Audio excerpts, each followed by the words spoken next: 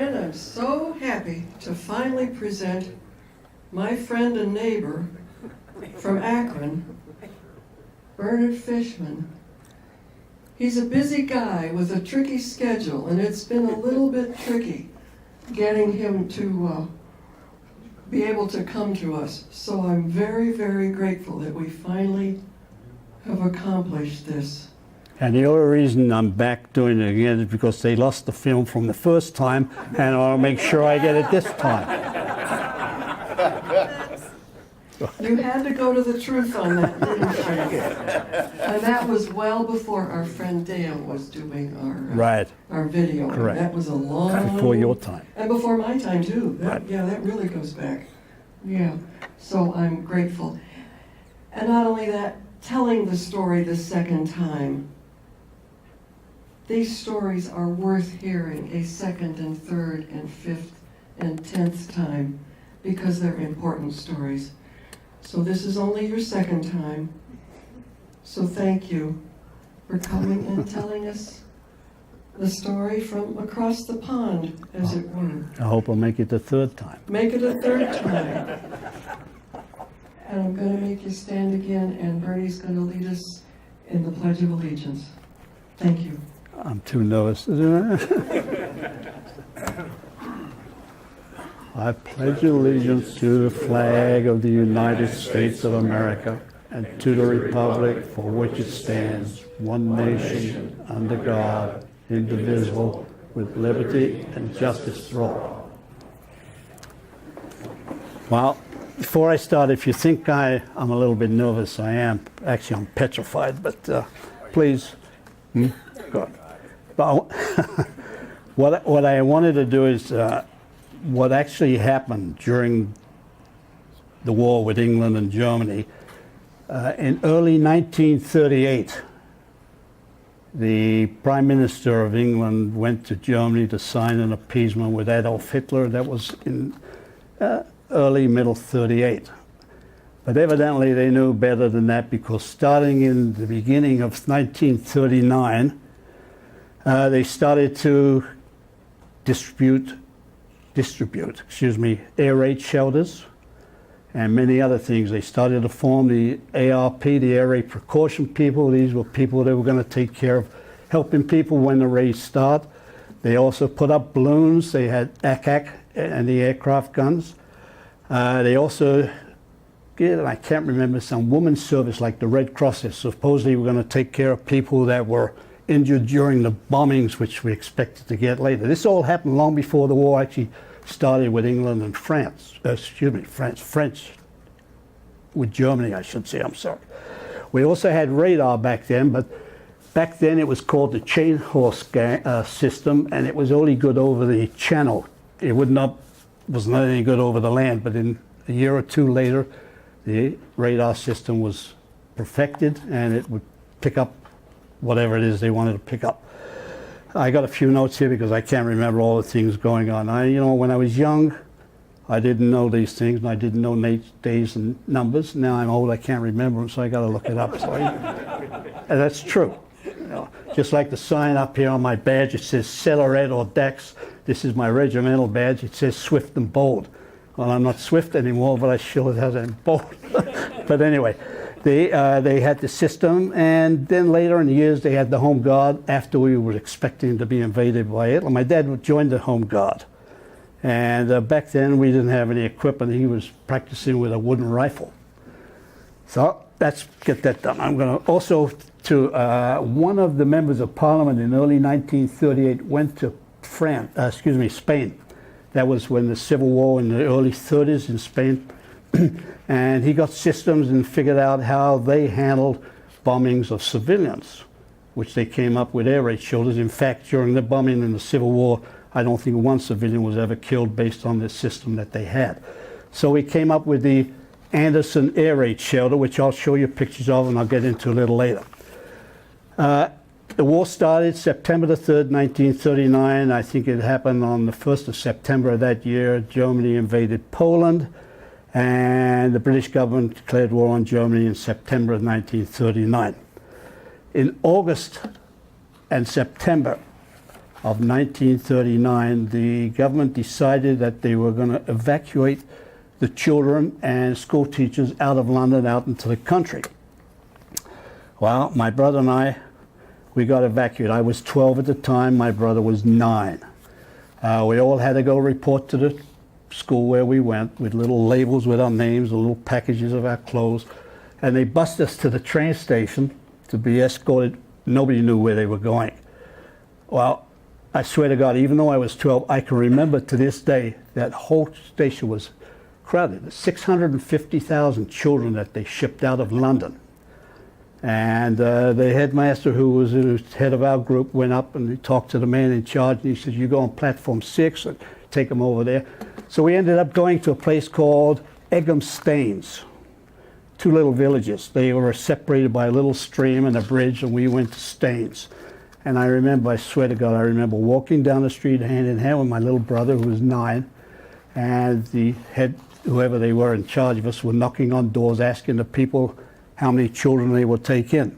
So when my brother and I got to the front of the line, the woman said 1, and I said, no, I'm not going without my brother. So they finally took both of us. So we stayed there for, I cannot remember exactly how long it was, but we stayed. I know that my dad had given me some self-addressed stamped envelopes to mail home to let him know where we were going to be. So I had the lady write a letter saying, with the address, and I said, please write, tell them we want to come home. We've never been away from home before, and you know how it is when you're a kid. So I think sometime after 10 days, the last 3 days before the 10, my brother and I, every day we would run to the train station, sit there all day long, from breakfast till lunch, go home for lunch, come back till dinner time. And I think it was after the 10th day, and I don't remember, it might have been the 12th, 15th, my dad and my aunt arrived and we took us home. And at that point, we had no school, we didn't do anything, we just played around wherever we had, whatever we did, nothing. And that was the last time I ever went back to school. When we got back home, the air raid shelter, which I'll show you pictures of, distributed around, was already in the ground. This is already, all this preparation was done before we actually started war with Germany. And which is surprising. So when Chamberlain signed the Appeasement Act in 1938, he must have known something was going on because it gave us time to prepare. There's 2 periods of time that I think would be necessary to explain to you before the Blitz of London, which led up to the Blitz of London. The first one was Dunkirk. Well, we had British expeditionary forces in France helping the French fight the Germans. It wasn't very successful. And around, I got to look at the date, of May the 27th, the British were backed up against the beaches on Dunkirk, and that was the day they started to evacuate the troops from Dunkirk. The British only expected to take back approximately 36,000 troops. Everything we had was left there, guns, ships, guns, trucks, ammunition and everything. We took back nothing but the men. Well, it turned out that we ended up bringing back 338,000, which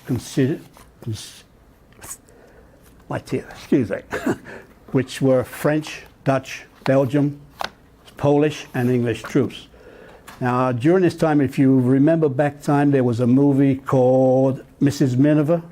Some of you remember that. That was a period of time when they were evacuating Dunkirk. The civilians with their boats went over. They were transported over and directed over by the British Navy to get the troops off the beaches to the larger ships because the larger ships couldn't get in. Now, there was hundreds and hundreds of them. They were just civilians with their own boats. Well, it turned out, I'd like to explain, and I've got to read this because I can't remember, there were losses after Dunkirk. Was a 9-day affair, and each day I have listed how many were taken back. So 338,000. Our losses, Belgium, Dutch, French, and English, amounted to 1.2 million prisoners that were taken.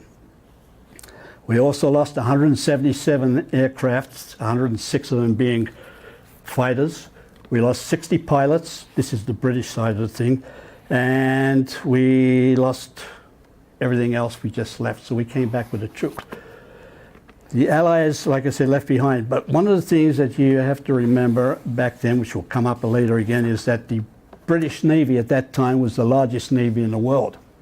And our home fleet that we had at that time consisted of 50 destroyers, 21 cruisers, and 8 battleships. This is what we had to protect England. We also had another fleet out in the Mediterranean called the H Fleet, which I'll get to a little later. And they brought them back bit by bit. Everything was left there. In fact, during this period of time, the British government was going into junkyards and picking up old vehicles and refurbishing them so to take care of the transportation of troops and whatever else. Some of the trucks that they took out of the junkyards was like in 1929. And some of them didn't have brakes on the front, which at that time were illegal. They had to be on. But anyway, that'll take care of Dunkirk. The next part was that Churchill became prime minister. Chamberlain stepped down. He got a no vote in the House of Commons, and he elected Churchill to take over the realm, which we probably thankfully did because he was probably the best man for the job at the time. There was a Lord Halifax that wanted the job, and I won't get into too much detail about him, but he was partial to signing a peace agreement with Germany and asking if they would accept the English sovereignty. And Winston Churchill heard about this, and he didn't particularly like it, so he shipped him to the USA as an ambassador. So he figured you guys can handle it with it. And there were a few others that tried to do a lot of other things too, but that didn't. But in late May of 1940, John Kennedy, your ambassador to England, was not very happy and not very likable to the English at that time. And he already informed Roosevelt that no way are the British going to be a stand up to the might of the German Wehrmacht. And we didn't get anything. In fact, Roosevelt had sent a message to Churchill requesting that he send the British Navy to Canada because they were afraid that when we fell down, the Germans would get the British fleet. They didn't have much of a fleet of their own. They had a large U-boat fleet. And Churchill says, no way in hell are we going to do that. We're going to stand on our own and go to the end. Now, after he took office, one of the things that he had, which they say was good, bad, or otherwise, and I'm not going to argue one way or the other, in July of 1940, Churchill requested the French Navy, because the French signed a peace agreement in February, I think it was June the 22nd, 1940. And the two generals that were in charge of the French army at that time were not very good at what they were doing, and they ended up in the Vichy government, which turned out to be cooperated with the Germans after they signed their peace agreement. So Churchill wanted to get the French Navy, didn't want the Germans to get a hold of it. So he had the H Fleet, which was stationed in Gibraltar, right across from Algeria where the French fleet was. Some of the French fleet that was in the area that were in neutral ports and in British ports turned themselves over to the British. So they gave them 2 days, and the French general refused to turn over the fleet, so the British Navy blew them out of the water. They destroyed 1 battleship, damaged 2 to the point that they weren't repairable, and also 1 destroyer. And I see, that was that. Okay, next came the biggest part of the Battle of Britain, which was prior to the Brits of London. Now, this Battle of Britain was basically would determine whether England was going to survive thereafter or not. Now, Churchill said that the Battle of France is over and the Battle of Britain is about to begin. God help us. And he wasn't far out. The historians gave the Battle of Britain from, I think it was, July 10th until October 31 was the Battle of Britain, although battling went thereafter, but this was the period of the Battle of Britain. And then the Germans were already in preparation for the invasion of England, which was the name of code name was Sea Lion, and that was to take place in September of 1940. But what they needed was air superiority. My English is not very good. But the British Air Force did a job, but I want to give you this information. The shortest distance between England and France, as we know, is 22 miles between Calais and Dover. And to give you an idea of how far that is from the square of Medina to the central part of Akron is approximately about the same 22 months. So they weren't too far away. And I think I would pray to God today and back then that we were an island, because if we weren't, I don't think we could have survived, because most of Europe was overland and all the Germans just didn't invade it. So that was it. The Battle of Britain was actually won in October of 1940. And then we came, before I do that, I'd like to mention this too, and I've got to read this because there's no way I can remember it. During the Battle of Britain, there were over 3,000 non-British people, men, women, that were in the Royal Air Force. And of those, 574 were actually in the Battle of Britain, which we did give honor to. And I'd like to read out some of the countries just to get some idea. There was 139 Polish, 98 New Zealanders, 86 Canadians, 84 Czechoslovakians, 29 Belgians, 21 Australians, 20 South Africans, 13 French, 10 Irish, 1 US, 1 Jamaican, 1 Palestinian, and 1 Saudi Arabia. Now these were actually in combat, and Churchill said, "Never has so much been owed by so many to so few," for what they did. The losses for the Battle of Britain and the Blitz of London was kind of tremendous, and I have to read them because I can't remember all this. My brain is not that big to remember numbers. We lost 1,023 fighters, 376 bombers, 148 coastal marine, airmen killed with 1,041, and this was basically for the Battle of Britain and for the Blitz period. We had no air-sea rescue at that time, and I don't know why they never did get into it, but a lot of the battles was over the coastal areas, and we lost over 200 airmen that landed in the Channel that nobody was there to pick them up, and especially they had Mae West, and especially the ones that were wounded and they were inflated manually, so they couldn't do that. We lost 200 pilots in that. And then after the Battle of Britain, England started to produce 300 planes a week because the factories were producing after the bombing started.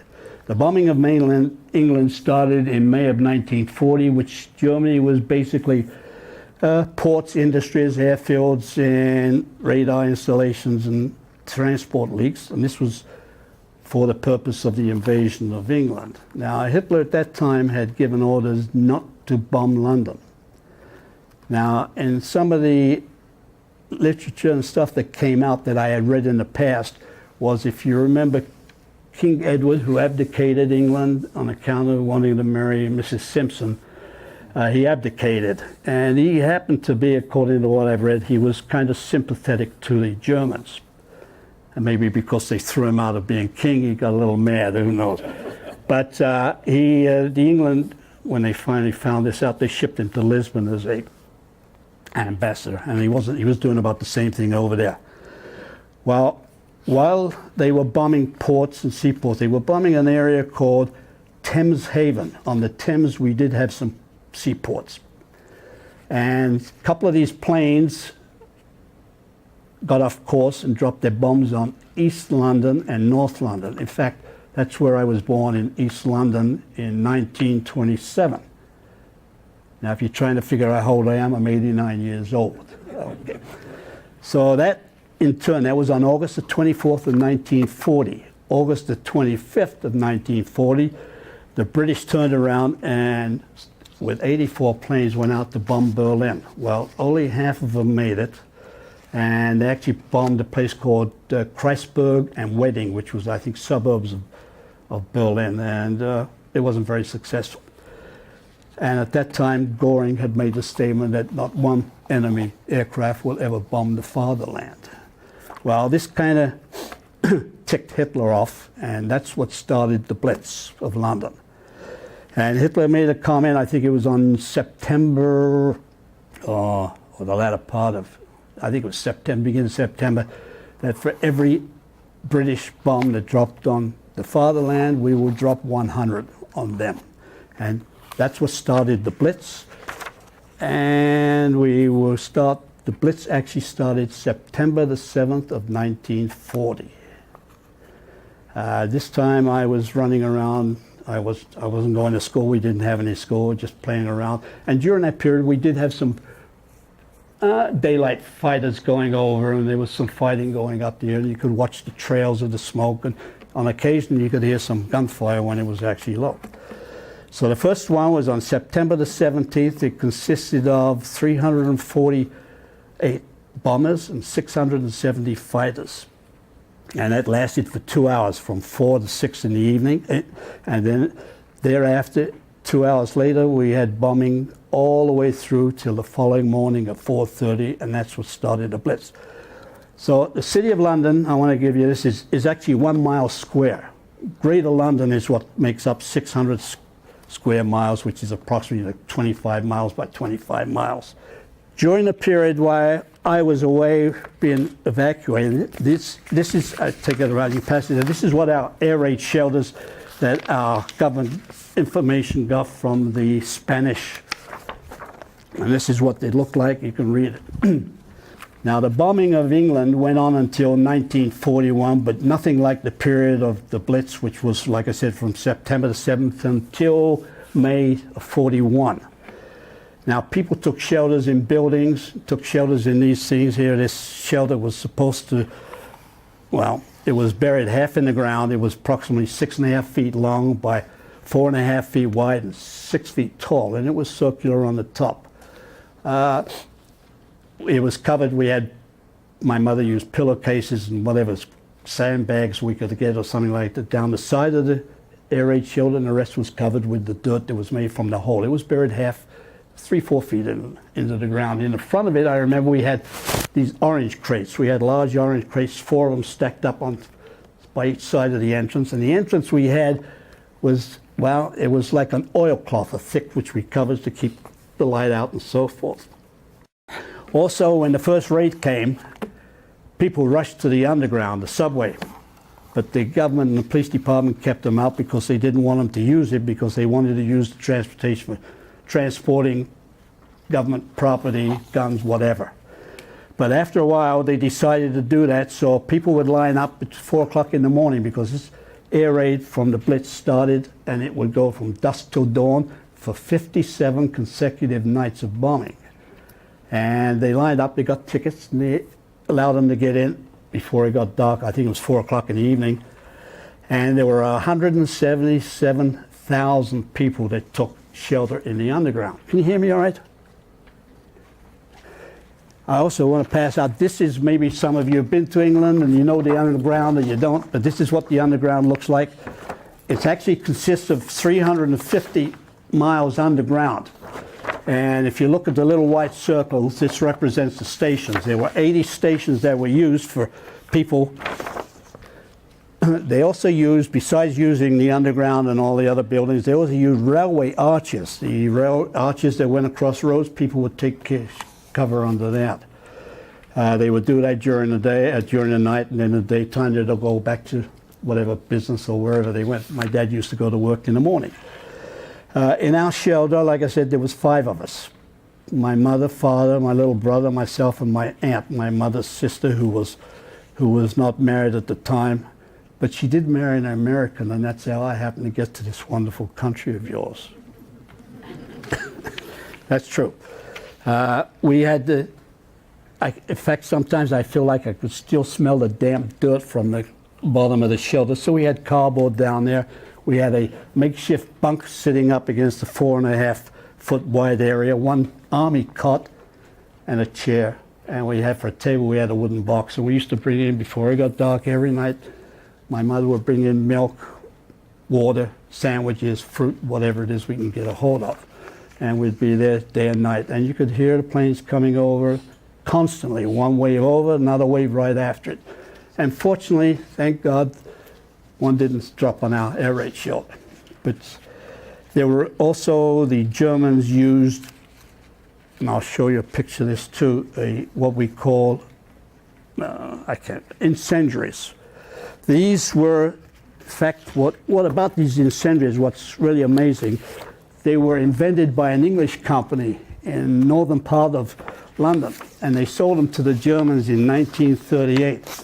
And when the Germans gave them back, they said, "Thank you very much." And these incendiaries were there about about a foot long, about 2 inches in diameter, and they're made up of a electronic magazine body and a thermonite core. They exploded and caught fire the minute it hit the ground, and they say that when that happened, it got a fire 3,000 degrees. And the only way you can put these things out was not by water, it could only be put out by sand, and I'll tell you about that later. And they also had one that they called, they were dropped individually all over London to light up for the bombers to see where they were going. They also used what they call a Molotov bread basket, where they had 36 of them stuck together in one group and dropped them. In a minute, they just caught fire. Okay, the most devastating raid we had, in addition to the 57 nights of bombing, was December the 29th of 1940. Incendiaries and high explosives. It caused what was called the Second Great Fire of London. Pretty much most of London was on fire. The first Great Fire of London was in 1666. They dropped over a period of 71 raids, they dropped approximately 18,800 high explosive bombs on London alone. We're just talking about strictly London. They also bombed other cities, but London was the main object. And the purpose of that was to get the people to pray to their government to sign a surrender act. Well, we weren't about to do that. I'd rather be an American than a German anyway. But anyway, in 1940, though, while this is all going on, the British were also bombing industrial places in Germany and France or wherever they set up their places. And every morning after the raid, and sometimes the shelter felt like it came out of the ground when it was a little too close, it vibrated. And, you know, as a kid, what did I know? I thought this was fun, whatever. But every morning, my dad and I, we would shovel the dirt back on that was vibrated off from some of the bombs that dropped close by. My little brother would help. And then after that, my dad would go to work, and my mother and I would go wherever it is shopping, for what little shopping we could do anyway. And we lived in what was called a row house.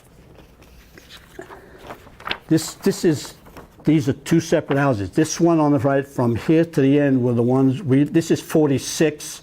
All the numbers went down in 2. This is 46, 44. We lived in 42, and this bomb dropped a little close to us at the time, but I'll get to that in a moment. So while we were shoveling coal one day, my mother happened to come up to the back door, and a big bang went off, and my mother screamed, "Run, run, run." My dad ran into the house. I looked up and I saw all of this debris flying in the air, and I pushed my little brother into he was standing there anyway, into the shelter. And in the backyard, we didn't have a toilet in the house. We had a toilet in the backyard. It was brick built against the wall that separated each one.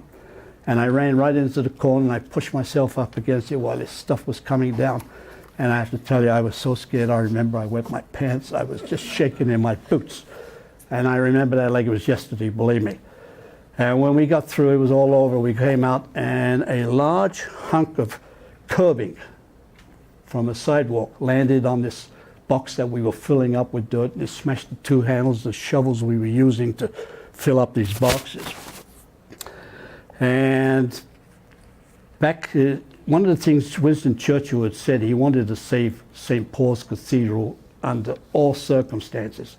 And during these bombings, we had volunteers. There was a platform went around the dome, and they were primarily up there for the purpose of incendiary bombs, if you want to call them bombs.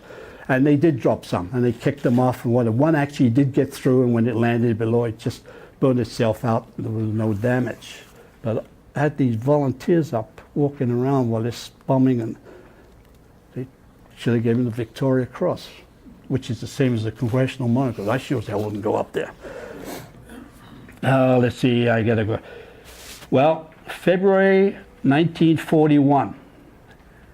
And I know it was February, and I know it was before the 19th because it was my brother's birthday on the 19th. And one night, a bomb landed at the end of the street, which wasn't that far. Everything vibrated. The debris came down on our shelter, and these shelters were bolted on the top part. It split the top, and whatever dirt was there came in. And I tell you, I was shaking like a leaf. We were screaming. My dad tried to calm us down.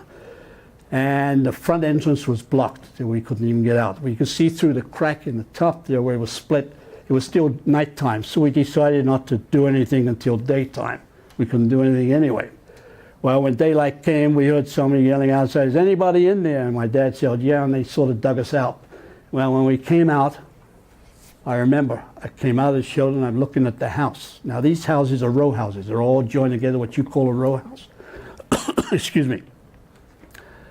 The roof had collapsed, one wall had gone, and everything had fallen right through it and stripped it all the way down into the basement. You call the basement, which was our first floor. And that was that. We were fortunately, none of us was hurt. And we moved out of there into my uncle's apartment. We had nothing to take with us with what we were wearing anyway, so we stayed there for a while. During this Blitz of London, the King and Queen on occasion used to come around for morale purposes and wave. You know, Churchill came around too. In fact, he came around. I was so close that I was able to touch him as he went by and attack an open car. But they used to do that quite often for morale. In fact, the Queen had said that she now felt that she was an Englishman when Buckingham Palace got slightly damaged and they got a little. They was 500 feet below the ground, so they didn't have to worry about anything. But if this is the row house that we lived in, exactly. These are two houses there. I was there recently in October. I took my two granddaughters back to England. I hadn't been back there for 19, 20 years. And we finally found the street. There was only two houses standing, and she said, "You lived in that little house?" And it was a little house. It had no bath in there, and it had no toilet. Now, we used to go to public baths. Well, back in those days, you know, money was kind of scarce, and we didn't go take a bath every day like you do now. So we sort of kept away from people. We didn't want to hang it up on an arm there. Now, the invasion of England, according to Hitler, was supposed to take place September the 1940. This was after they got air supremacy, which they didn't, because by October of 40 they lost the air supremacy. The RAF was in control. They had already massed 90,000 troops on the French coast, and Germans did not have what I think in the American Army you call it LSTs, the ones that went right up to the land and dropped. They didn't have them, so they were going to bring them over in barges towed by tugboats. And that didn't work out too good because they never made it. They never did come anyway, because by that time the invasion of England was almost forgotten. In fact, the French general had said when France was about to fall to Churchill, he says, "What are you going to do when the might of the German army invades England?" He says, "Well, we're going to drown them in the lake, in the channel, and we're going to cut their heads off if they make it to the shores." And he did actually say that too. So the invasion was, code word was Sea Lion, and I think it said, and I can't remember the dates, the operation, it was by 1940, they were never going to invade England. And thank God we were an island, because if we were not an island, they might have made it like they did the rest of Europe and Eastern Europe. Now, during this period of bombings, some of you American soldiers remember Tokyo Rose, and well, we had one called too. His name was William Joyce, but his name was, they tagged him with a name called Lord Haw Haw. And actually he was an American. His mother was English, his father was Irish, and they migrated to Brooklyn, New York, and they became American citizens. And then he went back, after a while, he went back to Ireland, where he was loyal to the British government there, the Black and Tan as they were called. And he was due to be assassinated by the Irish Republican Army, so they migrated to England. He never did ever become an English citizen. He still had that American at the time. And he used to talk to us we used to listen to him on the radio. And back in those days, the radios were a piece of furniture. And we had long wave, short wave. And he was born in England. He lived in England for many years, and he was familiar with the East End of London. And he would talk on the radio, and he would start off by saying, Germany calling, and he would tell us where the bombers and the raids were going to happen, street by street, by name. He would name the streets. And the East End of London was the one that really got the most. He was an anti-Semite. He blamed the Jews for starting the war, but we won't argue that. When he was in England, he joined the British Union of Fascists. And during that period of time, we also had communists. And on occasion, these two groups would get together and would fight each other physically in the streets. Well, he unfortunately got, back in the old days, some of us senior citizens remember the old razor blades where you open up and you drop the razor blade in at a double-sided razor. Well, they used to use them between their fingers, and they used to fight with them like that. Well, he got cut from his lobe down to his mouth, and he always blamed some Jew did that to him, which we're not going to argue one way or the other. Well, he was going to be picked up just before the war started. He was going to get picked up, so he migrated to Germany. And after a time, he finally got, won't get into detail there, he finally got to join Mr. Goebbels and his propaganda machine. And that's how he used to talk to us and tell us, we're going to bomb this part. And he used to even name the streets that they were going to supposedly drop the bombs on. He also went to the British prisoner of war camps, and he tried to sign up the British to join what they called the British Free Corps, which he said would in turn fight the British. And but I don't know if he got anybody. I don't know about that. He fortunately, when he got close to the end of the war, he was traveling in North Germany up by the Danish border, and he got picked up with a British passport, a current British passport, and they arrested him. And they tried him, and they said you couldn't try him because he wasn't a British subject, he was an American. But under the circumstances that he had the British passport, that was the final detail that they found him guilty of, and in 1946 they hung him in one of the prisons. And I think he's buried in an unknown grave out there. Okay. We, in 1941, and the bombings were going on all the way up until 1941. After the Blitz, bombing was not as frequent as it was during the Blitz. And in 1941, the government, or the local government, found us an apartment. We had lived with my uncle. We lived out of town for a few months, came back to my uncle's place, and then we finally, government found us this nice apartment up on the 5th floor in an apartment building. The apartment building was squarish. It had entrances, just no elevators, and there were 2 apartments on each floor up onto the 5th floor. And each apartment had their own air raid shelter to go to. One was a surface one, and one was the underground. Well, the apartment we lived in, it was the undergrounds. Well, we went down there the first night, and with kids screaming and hollering and drunks and whatever, we didn't do it. After that, we slept under the table up in our family room. My mother was the warden. She used to sit in a chair and wake us up when the planes were coming close. And it used to tick my father off. He says, what do you want me to do, throw the bombs back at him? Forget it. But he did. She would wake, that's the mother. See, also at that time, I became a block firefighter. This was for the purpose of those incendiary bombs. I was, I think, about 14, 15, 14, I don't know. I wore a little tin helmet, had a bucket with sand, and in the back of the apartment we had this pile of sand like you were out in the seaside resort. There was so much sand out. And we used to run out. The only way to put these incendiaries out was with sand. You put water on them, they would explode into a million pieces and fire all over the place. And if you didn't have any sand, you might be lucky enough to get away with it using dirt. So with the firefighters then, on July 41, I was 14 years old. I went to work in a factory. It was an arms factory. We made you ever get stuff where you can't think? We made mine detectors, and we also made rangefinders for the Navy. And in 42, I joined the Air Training Corps.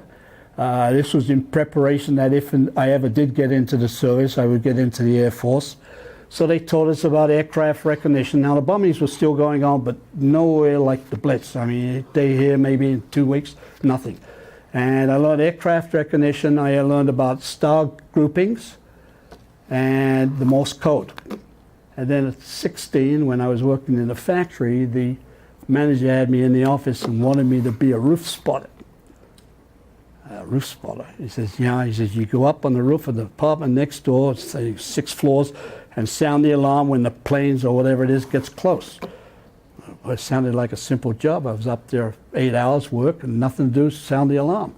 There were times that I would sound the alarm and there wasn't even a siren going on. The sirens we had would sound like your ambulance trucks that we have running around today. And the manager called up and he says, what are you sounding the damn alarm for? I says, well, there's an enemy plane there. I'm looking at it. And then you'd hear a bomb. He said, oh, okay, fine. And then they were all, but that happened a number of times. Because times there was nothing to do across the street. We had a beautiful park out there.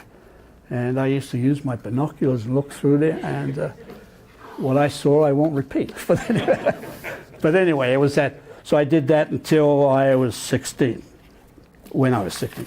Germany invaded Russia June the 22nd of 1941, which was exactly 1 year after France capitulated, or whatever you want to use the word. And that changed everything. Bombing was very, well, not that often. We did have one that they called the Baedeker Blitz. The Baedeker was a German tour book of England. And this was in reprisal for the British bombing one of their towns called Lübeck, where I'm not sure even where that is in Germany. There were no military targets. They just bombed anything they dropped a bomb on, and most of it was historical sites. And there were a number killed, which I won't get into. So then, after that, in November of 43 to January 44, we had the Baby Blitz. Hitler was already invading Russia and had most of his stuff over there, taking care of that. The last conventional raid on London, especially, was January the 21st of 1944. All raids and bombings by planes stopped in May of 45. At the time of D-Day, which was June the 2nd of 1944, 7 days after that was the 13th of June, when we were unlucky enough to get what the Germans called the V1. These are actual 1,800-pound bombs with wings, tail, and it had a jet propulsion on it, and it also had gyroscopes. The gyroscopes were for the purpose of directing it, naming it in the area, and the amount of fuel that was put in there was for the purpose of when they ran out, they would drop, and that was when we were getting them in London. Now, the V1 bombs, which were there, they were actually bombs with wings and a tail, and fire would be coming out of the tail end. And when the fire stopped, that's when the bomb came down and exploded. But the gyroscopes was what directed it into whatever areas. But London got most of them. There was actually 9,251 of them were launched. 4,000 of them were shot down by anti-aircraft. Some that ran into the balloon system that we had, a barrage balloon. And in fact, some of the RAF squadrons used to tip the wings, would tip with their wings and change the direction of them. So there was like 4,000 of them that got, so actually London received 2,515 of these. I used to sit and watch them going over, and as soon as the fire went put, fire at the tail stopped, it put, put, put, put. Then it went boom.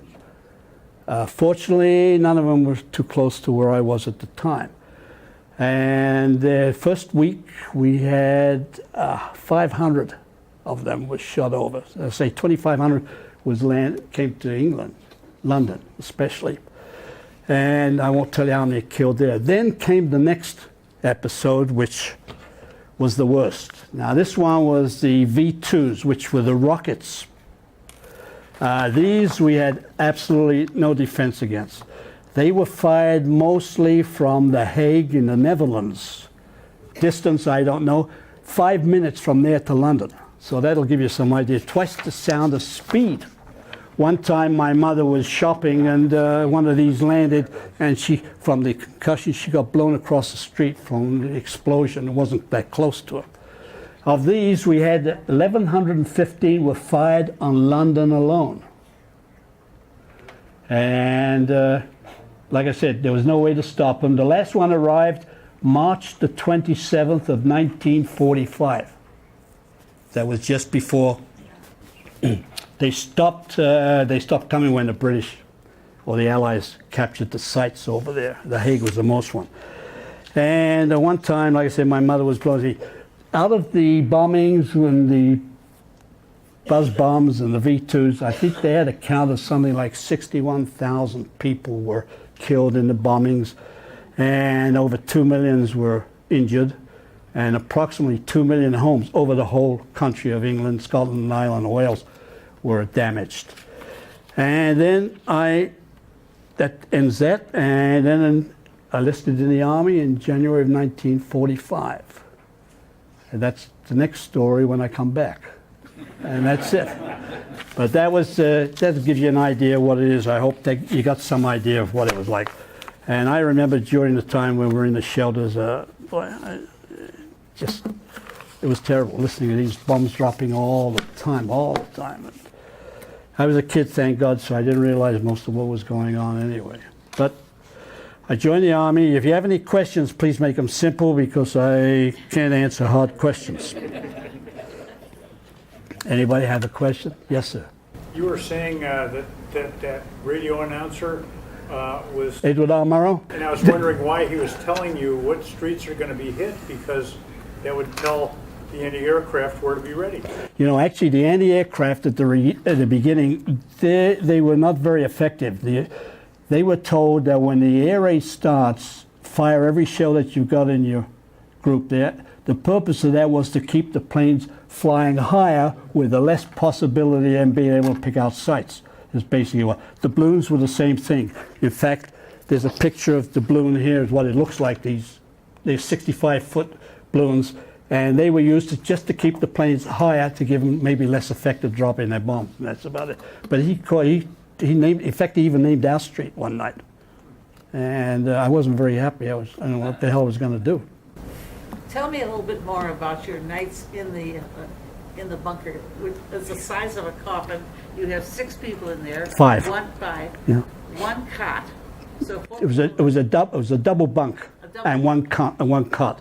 Yeah, my brother and I slept one on the top. My aunt slept in the bottom. My dad slept in the cot. My mother sat in a chair. Okay. She was the warden. She would tell us, "Oh, that one was close," and like, we don't want to know. Dad got up every morning and went to work. Every morning we got up and we shoveled the stuff back onto the air raid shelter. He went to work, and my mother, in fact, on occasion, my mother and I went shopping. And back in those days, and I'm sure you might remember, the grocery store and the butcher store were separate. They weren't together like we have one today. So my mother would give me a list for the butcher shop, and she would go to the grocery store, which was a little harder. Many times I got to the door and they closed before we even ran out of food. But she always told me that if a raid happens and I'm in there and she's over the other place, stand in this doorway, which was right next to the grocery store and the butcher shop. Stay right there. Don't move till I come and get you. Well, that only happened once. But many times I didn't even get into the butcher shop. They ran out of food. And back in those days, oranges were the hardest thing to get off. They were only allowed for children 6 and under. Chickens, we hardly ever saw any chicken because they kept them for the eggs. And but even back then, and I know this for a fact, black market exists, and if you had money, whatever you wanted you could get. Didn't make any difference. When I came over here in '48, which wasn't that long after the war, I came on the Queen Mary, which I got a copy that I found the other day. They had everything you wanted. There was no shortage of anything. So if you had the money, you could get it. Any other questions? U.S., you better be. Did you shop on the black market? No. You shop on the black. I never did. Never did? No, I don't know whether my mother did or not. I didn't. Were you friends with the people on your street in those shelters? Yeah, we knew the lady who lived across the street. I don't know whatever happened to her husband. She had 2 daughters. They were older than I was. And in fact, I even remember the name. It was Mrs. Diamond. She lived right across the street. And we had a couple of kids down the street who we used to play with. But that's it. Yes, ma'am. Your brother, was he old enough to go into the Army? He, well, my brother was 3 years young, 3 years younger than I was. When I came to America, he was just being conscripted into the Army. And tell you the little story. Can I have time? There was a guy in our outfit when I was in the Army. He was one of these brown noses. He always used to run for the sergeant and get him the coffee, the tea. He always wanted to be elected to go to officer training school. And nobody liked him, and he knew I didn't like him also. When my brother went in the Army, this sergeant had them all line up and ask him what their names were. And my brother told him his name, and the sergeant says, "Did you have a brother in the King's Royal Rifle Corps?" He says, "Yes." That was him. And my brother thought he had it made, but he had a tough time thereafter. That's true. Yeah. Yeah. This King Royal Rifle Corps. This is the emblem of the hat that I wear. Was originally, I explained it to somebody else, was originally founded in America just before your War of Independence. And it was called the 62nd Royal Americans, which was loyal to the King of England. And they were mostly German immigrants back then. And at that time, the Duke of York was here. He took the name back to England, and over a number of years, it changed it to the King's Royal Rifle Corps. So we're a little different than most of the outfits. Yes, sir? Why did you come over, and did any of your immediate family come also? Well, my mother had three sisters and one brother, and they all lived with us because their parents died very young. The last one, which was during the Blitz, she met this wonderful American officer in London, and they got married in London. Quick marriage. So she came over here after the war, and she used to write home that she would like some of us to come over because she had no family here. So one by one, we came over. I came over before my parents because they waited for my brother to get out of the Army. And then my parents came over, and he stayed with my aunt when he got out, the other aunt when he came out, and she came over, then she came over. And my father, God rest his soul, used to say, "It's a bloody good thing she didn't marry a Chinaman. We'd all ended up in China." He actually did say that. So we came to America. I didn't want to come. I was here 3 days, and I wanted to go home. I didn't like it here. In fact, I didn't know anybody, and I used to walk the streets, and in fact, I even went up to a policeman and asked him where I lived. I knew where I lived. He said somebody could talk to. You know. Then that's it. And anybody else have a question? About the Spitfires, were they effective against the German bombers? Yes. They first, the original fighter was the Hurricane. That was the main one. Then the Spitfire came. Yeah, in fact, the Spitfire was better operating than the Messerschmitt 109. Supposed to be an excellent aircraft. It was, and the Hurricane, I think, ended up shooting down more over because it was in it longer than the Spitfires. But the Spitfire was a great fighter, and like I said, the Polish pilots.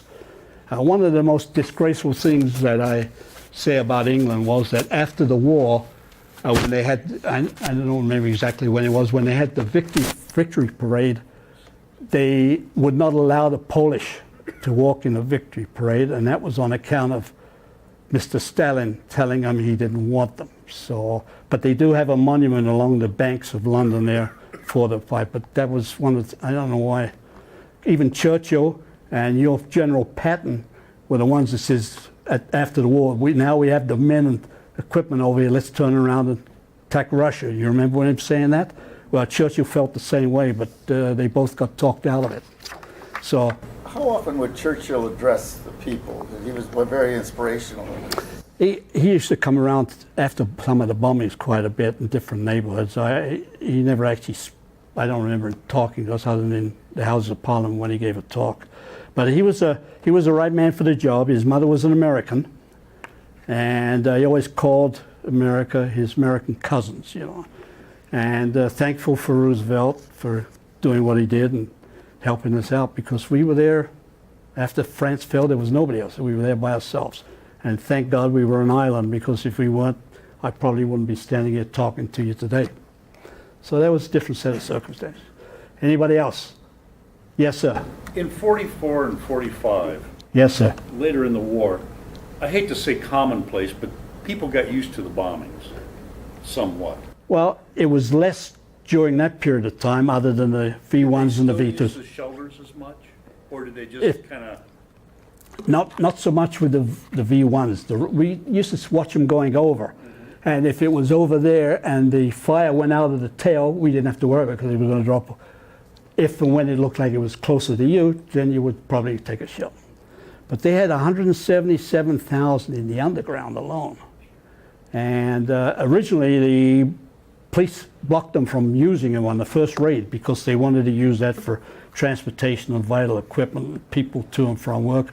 But then they finally we had some groups, they called them droppers, and these were guys who would collect money from you to save you a space in the subway or the underground for you. So there's always somebody looking for a buck, right? And then we had people that they called them treekers. They would leave the city, just go to the outskirts of the city for the bombing and then come back in thereafter. So they had names for everything. But there were over 61,000 that were actually killed. And whatever. Yes, sir. So during the attack of the V-2s, the rockets, was there much advance warning at all? I mean, were there air raid sirens that would go off? Was there an opportunity to get into the no, shelter? unless they were seen, which is going at twice the sound of speed. it's too late. I don't think. And the only thing is that if you were close enough to it, it had a whooshing noise when it was coming down, and then you wouldn't have to worry about it. So, but no, there was nothing they could do with the rockets. The V1s, they did a lot with. They, in fact, like I say, 4,000 of them were actually destroyed before they did any damage. Anybody else? You have a question? No. Okay, that's it.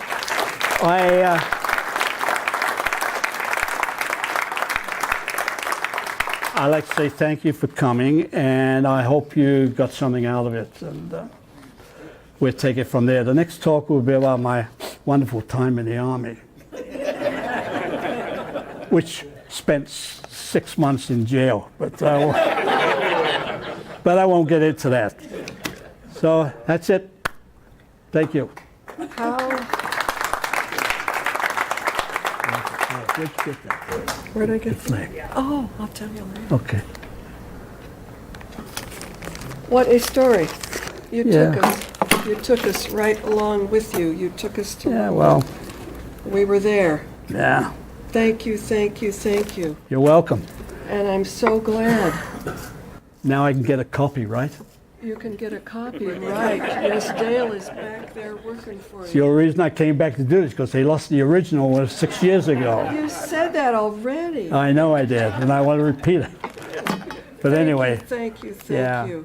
I also tell jokes too, but I'm not He's going to good, tell you. isn't he, with his jokes? I was telling a gentleman over there, asked me a question. I mentioned to him the fact that I was born in London, and I had gone to the American consulate to get a passport, visa to come over here. We had two kinds of visa were for non-immigrants, those that were displaced persons. They had a quota, and they asked all kinds of questions.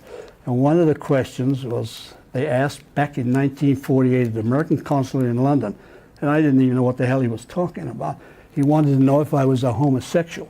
And I had no idea what he was talking about back then.